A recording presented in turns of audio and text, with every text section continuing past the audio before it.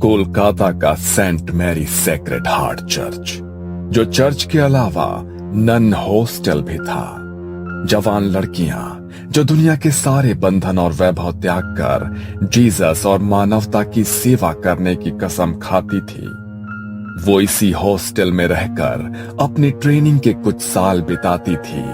और जब उन्हें नन होने के सभी कर्तव्य सिखा दिए जाते तो उन्हें सेक्रेड हार्ट सोसाइटी से जुड़े किसी चर्च में भेज दिया जाता। ये मार्च का अंतिम शनिवार था। चर्च में इवनिंग प्रेयर हो रही थी। तभी मदर सुपीरियर एग्नेस, जो इस नन ट्रेनिंग सेंटर की हेड थी, उन्होंने एक 22 साल की लड़की से बाकी लड़कियों का परिचय कराया। ये है गॉड स्पेशल चाइल्ड मारिया।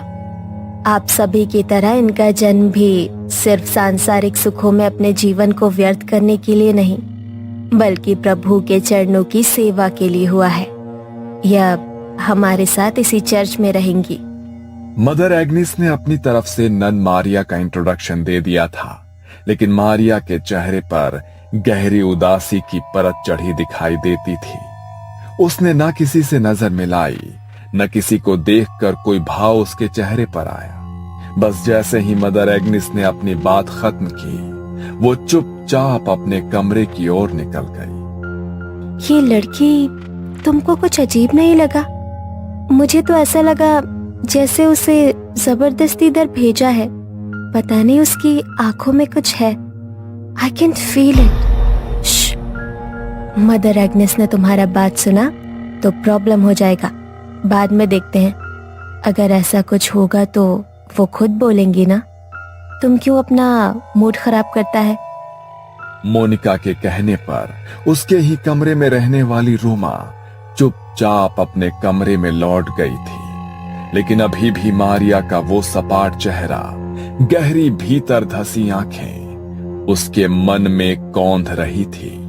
अगले दिन सवेरे प्रेयर के समय रोमा ने महसूस किया कि वो सबसे पीछे खड़ी हुई कुछ और ही बड़बड़ा रही है, जैसे वो इस प्रेयर से बचने की कोशिश कर रही हो। रोमा दबे पांव मारिया के नजदीक जाकर खड़ी हो गई और उसके मुंह से निकल रहे शब्दों को समझने की कोशिश करने लगी। मारिया कुछ अजीब सा बड़बड़ा रही थी, जो स्पष्ट तो बिल्कुल भी नहीं था, लेकिन रोमा के शरीर में उसकी आवाज से झुरझुरी सी दौड़ने लगी थी, क्योंकि मारिया किसी आदमी की दोहरी आवाज में कुछ बोल रही थी। कुछ तो अलग है इस लड़की में। मैं पता लगा कर रहूंगी आखिर इसका चक्कर क्या है। इसका दिमाग लगता है ठिकाने पर नहीं है। वैसे भी हम सबका यहाँ आने का कोई ना कोई कारण है। ये तो इतनी पढ़ी लिखी सुंदर है, कोई भी मिल सकता था इसको। यहाँ क्यों आई? रोमा के मन में कई सवाल थे, जिनके उत्तर जानने के लिए वो काफी परेशान थी। शाम को प्रेयर के बाद सभी अपने कमरे में सोने की तैयारी कर रहे थे, लेकिन रोमा ने आज कुछ अलग सोचा हुआ था। सबके सोने के बाद वो दबे पांव मारिया के कमरे की खिड़की पर पहुंची और अंदर झांक कर देखने लगी। लेकिन वहां का नजारा देखकर रोमा के रोंगटे खड़े हो गए थे। मारिया अंदर चेयर पर बैठी हुई थी, लेकिन वो चेयर पर ऐसे बैठी थी जैसे किसी ने उसके पूरे शरीर को मोड़ तरोड़ कर जबरदस्ती वहां बैठाया हो। उसके हाथ पैर बुरी तरह से गुथे हुए थे, गर्दन दूसरी ओर थी। ऐसा लगता था वहां कोई इंसान नहीं, रबर की गुड़िया पड़ी है।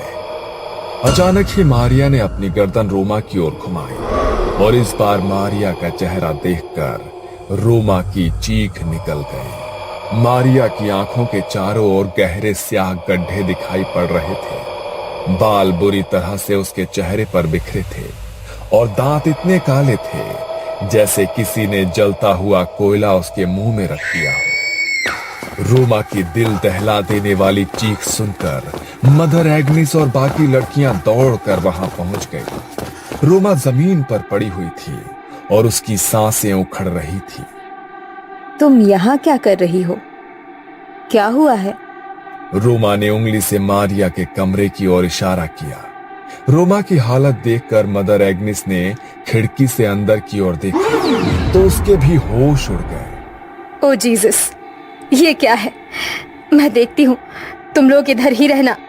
मदर एग्निस क्रॉस को हाथ में लेकर मारिया की ओर कदम बढ़ाती है तो मारिया अपनी कुर्सी से कूदकर नीचे जमीन पर आ जाती है और किसी जंगली जानवर की तरह गुर्राते हुए मदर एग्निस को एक टक घूरने लगती है। एग्निस धीरे धीरे क्रॉस को अपने हाथ में पकड़े मारिया की ओर बढ़ रही थी। तभी अचानक उनके हाथ से क्रॉस छूटकर नीचे गिर पड़ता है। अगले ही पल मारिया की आंखों की पुतली काली हो जाती है। उसकी उंगलियां कड़कड़ की आवाज के साथ पीछे घूम जाती है और मारिया किसी जानवर की तरह एग्निस के ऊपर छलांग लगाकर उसके हाथ का मांस चबा डालती है। वो किसी शैतान की तरह मदर एग्निस का मांस अपने मुंह में दबाए वहां खड़ी हुई थी और मदर एग्निस दर्द से बेहाल हो रही थी। हमला करने के बाद मारिया वापस जाकर उसी कुर्सी पर बैठ जाती है और अजीब सी आवाज में कुछ बड़बड़ाने लगती है। मारिया के मुंह से सुनाई दे रही आवाज ऐसी थी मानो एक साथ 2-3 लोग बोल रहे हों। चीख पुकार सुनकर चर्च में रहने वाले फादर भी वहां पहुंच जाते हैं और मदर एग्निस की ऐसी हालत देखकर उन्हें वहां से बाहर ले आते हैं। मारिया अभी कुछ शांत दिखाई दे रही थी और इसी मौके का फायदा उठाकर मारिया को उसके कमरे में बंद कर दिया जाता है। मारिया की ऐसी हालत देखकर सभी हैरान थे। बाकी की लड़कियों में भी डर का माहौल बन गया था। फादर स्टीव समझ चुके थे कि ये कोई इंसानी नहीं, शैतानी ताकत का काम है। इसलिए बाकी की लड़कियों को उस कमरे से दूर रहने की सलाह दी जाती है और वो क्रॉस को माथे से लगाकर कुछ बुदबुदाने लगते हैं। अगले दिन सुबह प्रेयर का समय था। फादर ने सभी ननों को मारिया के कमरे के बाहर बुलाया और एक साथ प्रेयर करने के लिए कहा। पवित्र जल हाथ में लेकर फादर मारिया के कमरे में दाखिल हुए। एक तरफ बाकी की नन मिलकर लगातार प्रेयर कर रहे थे और दूसरी ओर फादर हाथ में पवित्र जल लेकर मंत्र बोलते हुए उसकी ओर बढ़ रहे थे। फादर को देखकर मारिया के चेहरे के भाव बदलने लगे। वो घबरा कर एक कोने में सिमट रही थी। प्रेयर की आवाज उसके कानों में पहुंच रही थी, जिससे वो अपने दोनों कानों पर हाथ रखकर बचने की कोशिश कर रही थी। अचानक एक चीख के साथ वो जमीन पर गिर पड़ी और उसी के साथ फादर स्टीव ने पवित्र जल छिड़ककर बाकी सभी को यकीन दिला दिया कि मारिया के ऊपर जो भी शैतानी साया था वो पवित्र जल और प्रार्थना की शक्ति से उसे छोड़कर जा चुका है। पवित्र जल ने जहां जहां मारिया के शरीर को छुआ था वहां पर छाले जैसे बन गए थे। ऐसा लगता था जैसे मारिया को किसी ने तेजाब से जला दिया हो। कुछ देर बाद मारिया को होश आया तो वो दर्द से कराहती हुई पहले से काफी कमजोर नजर आ रही थी। उसके शरीर में अब मुश्किल से उठने बैठने जितनी ताकत बची थी। चेहरा एकदम मुरझा चुका था, शरीर भी मानो झुक गया था। मारिया की हालत को देख मदर उसे उसके कमरे के बिस्तर पर ही लिटा देती है। ओह जीसस, इसका हालत बहुत खराब लग रहा है। इसे यही आराम करने दो, होली वाटर इसको ठीक कर देगा। अगले 2 दिन बेहद सन्नाटे में गुजरे। मारिया ऐसे ही बिना कुछ खाए पिए, बिना एक भी शब्द बोले अपने बिस्तर पर पड़ी रही। 2 दिन बाद उसने टूटे फूटे शब्दों में पानी मांगा। मदर के कहने पर मारिया को पानी पिलाया गया। मारिया अब थोड़ी सामान्य सी नजर आ रही थी। ऐसा लगता था कि जैसे जो भी बुरी शक्ति थी वो वाकई में उसे छोड़कर अब जा चुकी है। मारिया की ऐसी हालत देखकर मदर एग्निस ने प्यार से उसके सर पर हाथ फेरा। कुछ खाओगी? मारिया ने हाँ में गर्दन हिलाई और फिर कई दिनों के बाद मारिया ने भर पेट खाना खाया। वो खाती ही जा रही थी जैसे न जाने कितने सालों से भूखी हो। जैसे जैसे समय बीत रहा था, मारिया के खाने की गति और तरीका बदलते जा रहा था। मारिया का पूरा मुंह खाने से सन गया था। खाना खाने के बाद मारिया कुछ अलग सी नजर आने लगी थी। एक बार फिर उसकी आंखें बदलने लगी और वो कुछ अजीब सी भाषा में बड़बड़ाने लगी। ये बार बार अलग भाषाओं में बोल रही है, लेकिन इसने इतनी सारी भाषाएं सीखी कब? आप तो कह रही थी ये अनाथ आश्रम में रहकर पढ़ी है। क्या वहाँ पर ये सब भी सिखाते हैं? और आपने उसे खाना खाते हुए देखा? ऐसा लग रहा था जैसे कोई इंसान नहीं, जानवर खा रहा हो। मुझे नहीं लगता ये अपने होश में है। इस समय जो कुछ भी कर रही है ये उसके अपने बस में नहीं है। इससे पहले कि कोई कुछ कर पाता, मारिया एक बार फिर से नॉर्मल हो गई थी। ऐसा लगता था अभी कुछ देर पहले जो भी हुआ उसे उसकी जानकारी ही नहीं है। मारिया का स्वभाव गुजरते समय के साथ अजीब और अजीब होता जा रहा था। मदर एग्नेस और फादर स्टीव समझ गए थे कि मारिया को संभाल पाना उनके बस का नहीं है। मारिया को शुक्रवार तक यहाँ पर ही रखना होगा, उसके बाद फादर एडमंड ही कुछ कर सकते हैं।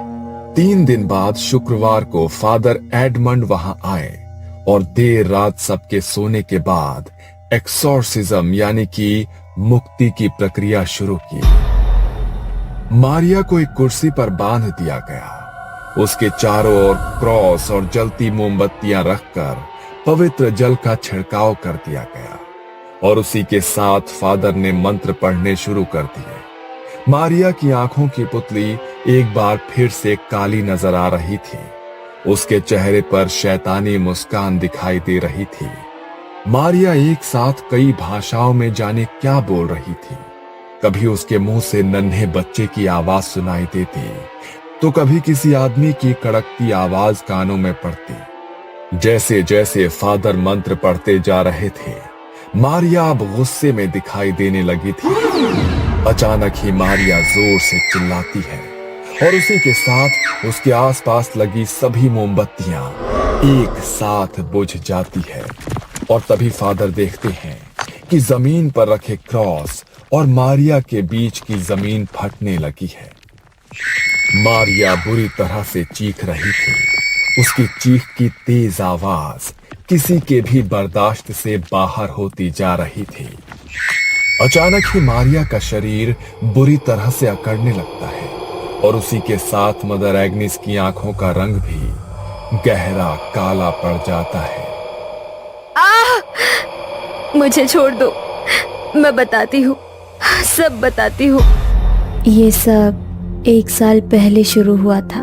मारिया एक नन कभी बनना ही नहीं चाहती थी। वो तो शादी करके अपना हैप्पी लाइफ स्टार्ट करना चाहती थी। ये हर संडे को सिटी चर्च में आकर प्रेयर में अपनी आवाज में गाने गाकर सुनाती थी। मारिया जैसी सुंदर और खुशमिजाज लड़की को देखकर उस चर्च के यंग फादर नील का दिल उस पर मचलने लगा। नील ये भूल गया था कि उसने चर्च के लिए अपना जीवन समर्पित करने की कसम ली है। धीरे धीरे दोनों के बीच बातें शुरू हुई और जवानी के आवेग में ये दोनों रिश्ते में आ गए। मारिया और नील दोनों के लिए इस रिश्ते को सबके सामने लाना असंभव था, क्योंकि एक फादर उम्र भर कुंवारे रहने की कसम खाता है। अगर ये बात सोसाइटी में किसी को भी पता चलती तो बहुत बड़ा तमाशा होता। चर्च की रेपुटेशन खराब होती सो अलग। इसीलिए वो अब अपनी गलती सुधारना चाहता था। उसी दिन मारिया जब चर्च में प्रेयर के लिए आई तो उसने बताया कि वो 4 महीने की प्रेग्नेंट है। फादर नील के पैरों के नीचे से जमीन निकल गई थी। वो कुछ भी समझने की हालत में नहीं था। वो उस बच्चे को एक्सेप्ट नहीं कर सकता था और मारिया जिद पर अड़ी हुई थी कि वो अपने बच्चे को दुनिया में लाकर ही रहेगी। जब बातों से मारिया नहीं मानी तो नील ने मुझे सारी बातें बताई और मदद मांगी। मैंने वादा किया कि मैं उसकी मदद करूंगी, लेकिन पहले ज़रूरी ये था कि वो मारिया को बच्चे से छुटकारा पाने के लिए राज़ी करे। आधी रात का समय था। बाहर भयंकर तूफान आया हुआ था। मारिया को प्रसव पीड़ा शुरू हो चुकी थी और ऐसी हालत में सिटी चर्च में सिर्फ 3 लोग मौजूद थे, फादर नील, मारिया और नर्स जूली। मैंने नर्स जूली को सिटी चर्च में पहुंचने के लिए कहा था। जूली आ गई है ना? तुम चिंता मत करो, वो सब संभाल लेगी। यस, जूली तो आ गई है, लेकिन मारिया की हालत बहुत खराब है। मुझे कुछ समझ नहीं आ रहा, अगर उसे कुछ हो गया तो। मारिया की डिलीवरी समय से पहले कराने के लिए हमने धोखे से दवाइयाँ दी है। ऐसी कंडीशन में मरीज की हालत बिगड़ती ही है। इस समय तुम अपनी रेपुटेशन की चिंता करो, मारिया की नहीं। और अगर मर जाएगी ना तो अच्छा ही है, तुम्हारे लिए रास्ते का रोड़ा अपने आप साफ हो जाएगा। रात के तकरीबन 2 बजे बच्चे का जन्म हुआ। तब तक मैं भी सिटी होली चर्च पहुंच गई थी। मारिया की हालत खराब थी। आपका बच्चा पैदा होते ही चल बसा। I am sorry. नर्स के इतना कहते ही मारिया चीख चीख कर रोने लगी। मैंने नर्स को इशारा किया और वो बच्चे को लेकर चर्च के पीछे बने कब्रिस्तान में आ गई। नील मारिया को संभालने की कोशिश कर रहा था और उसी क्षण हम दोनों ने मारिया के जीवित बच्चे को गड्ढा खोदकर दफना दिया। हमें लगा था कि ये सब भी उस बच्चे के साथ हमेशा के लिए दफन हो गया, लेकिन कहते हैं ना, सच्चाई चाहकर भी छिपती नहीं है। मारिया को बदहवासी से रोते देख नील अपने आपे से बाहर हो गया। अरे क्या रोना धोना लगा कर रखा है तुमने? अगर जिंदा भी रहता तो क्या मिल जाता तुम्हें? अब तुम भी सुकून से जियो और मुझे भी जीने दो। कभी सोचा भी है कि अगर मैंने ये फैसला ना लिया होता तो जिंदगी बर्बाद हो गई होती हम दोनों की। तुमने क्या किया मेरे बच्चे के साथ? सच सच बताओ, कहीं ऐसा तो नहीं उस नर्स ने झूठ बोला मुझसे? हाँ, झूठ बोला हमने तुमसे। अब बेहतर होगा कि तुम अपने मुंह पर ताला लगा लो। मारिया घंटों तक रोती चिल्लाती रही, लेकिन अब कुछ नहीं किया जा सकता था। मारिया जानती थी फादर नील सबकी नजर में एक संत है। वो चीख चीख कर भी अपनी सच्चाई बताएगी तो भी कोई भरोसा नहीं करेगा। और वैसे भी अब इस सच को साबित करने के लिए उसके पास कोई सबूत भी नहीं था। मारिया अब खामोश सी हो गई थी। दिन भर किसी से बात करने वाली मारिया अक्सर रात में कब्रिस्तान में जाकर चीख चीख कर रोया करती थी। फिर उसने कब्रिस्तान जाना छोड़ दिया। एक रोज मेरे पास फोन करके मारिया ने कहा कि वो नन बनना चाहती है। शुरू में मैंने उसे समझाने की कोशिश की, लेकिन वो मानो अपनी जिद पर अड़ गई थी। नील के धोखे ने उसे बुरी तरह से तोड़ दिया था और अब वो इस संसार में किसी के साथ भी नाता रिश्ता नहीं रखना चाहती थी। और फिर मैं उसे अपने साथ यहाँ ले आई। कॉल नील, वरना ये मारिया जाएगी। फादर कुछ मंत्र पढ़ते हैं और मारिया के ऊपर हॉली वाटर की कुछ बूंदें छिड़क देते हैं। मारिया खुद को अपने बच्चे की मौत का जिम्मेदार समझ रही थी। उस गिल्ट ने उसको भीतर से बिल्कुल खोखला कर दिया था।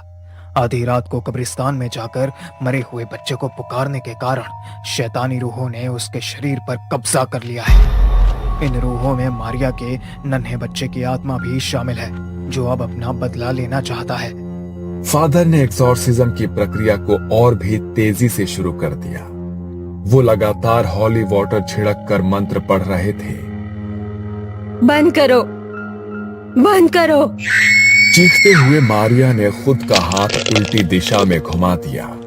मारिया के हाथ की हड्डी टूट गई थी और उसी के साथ मारिया की दिल दहला देने वाली चीख सुनकर सभी का दिल दहल उठता है। कॉल नील। फादर नील को बुलाने का इशारा करते हैं और कुछ ही देर में फादर नील वहां पहुंच जाते हैं। नील को वहां पर देखकर मारिया डरावनी तरीके से जोर जोर से हंसने लगती है। नील घबराकर मदर एग्निस के पास आकर खड़ा हो जाता है। मुझे माफ कर दो मारिया, तुम बिल्कुल मत घबराना। फादर इस शैतानी रूह को तुम्हारे शरीर से जरूर दूर कर देंगे। फादर लगातार हॉली वाटर छिड़क कर मारिया का एग्जॉर्सिज्म पूरा करने की कोशिश कर रहे थे। अचानक ही मारिया अपनी गर्दन ऊपर की ओर उठाती है और उसी के साथ मदर एग्नेस और फादर नील का शरीर हवा में ऊपर उठने लगता है। बुझी हुई मोमबत्तियां एकाएक जल उठती है और उसमें से 2 मोमबत्ती जाकर मदर एग्नेस और नील के कपड़ों को आग लगा देती है। मारिया एक बार फिर से लड़खड़ाती जुबान में बड़बड़ाती है, एक पाप, एक ही सजा। नील और मदर एग्नेस जमीन से इतनी ऊंचाई पर थे कि कोई चाहकर भी उनके शरीर से उठ रही आग की लपटों को बुझा नहीं सकता था। फादर के हाथों में पकड़ा हुआ हॉली वाटर उनके हाथ से छूटकर नीचे गिर पड़ता है और उसी के साथ मारिया की गर्दन एक ओर लटक जाती है। झुलसने के कारण मदर एग्नेस और फादर नील की मौत हो गई थी और मारिया, उसकी टूटी सांसें अभी भी बाकी थी। मारिया को तुरंत अस्पताल ले जाया गया और वहां पर कुछ दिन बिताने के बाद वो स्वस्थ हो जाती है। यूं तो फादर एडमंड ने आज तक बहुत से एग्जॉर्सिज्म किए थे, लेकिन उनके चर्च में किया हुआ यह पहला एग्जॉर्सिज्म था जो किसी नन के ऊपर हुआ था और जिसमें 2 जान भी चली गई थी। सिटी हॉली चर्च और सेक्रेड हार्ट चर्च को इस घटना के बाद बंद कर दिया गया, लेकिन मारिया और फादर एडमंड के लिए ये एक बुरा सपना बन गया जो आज भी उन्हें रातों को सोने नहीं देता।